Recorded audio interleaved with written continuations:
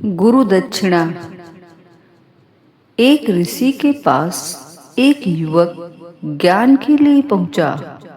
ज्ञान प्राप्ति के बाद शिष्य ने गुरु दक्षिणा में गुरु को कुछ देना चाहा।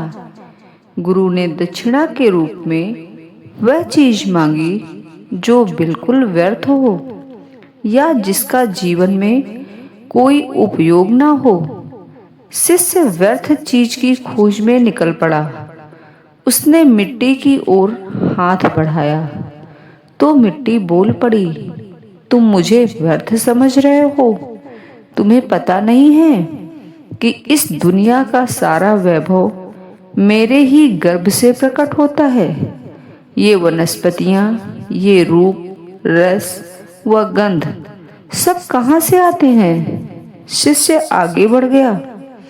थोड़ी दूर पर उसे एक पत्थर मिला।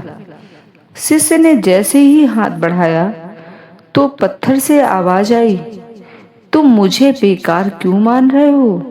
तुम अपने भवन किससे बनाते हो? मंदिरों में किससे गढ़कर देव प्रतिमाएं स्थापित की जाती हैं? यह सुनकर शिष्य ने अपना हाथ खींच लिया और वह सोचने लगा कि आखिर व्यर्थ क्या हो सकता है।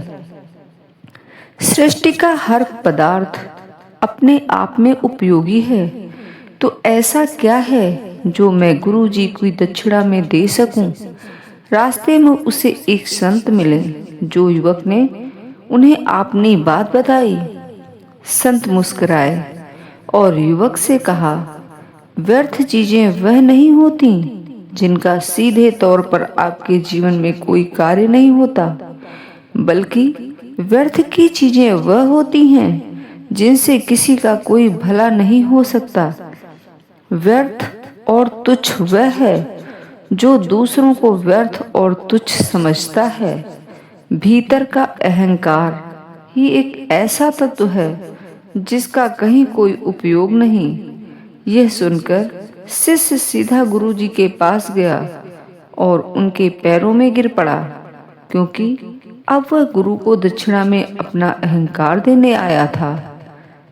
जय गुरुदेव।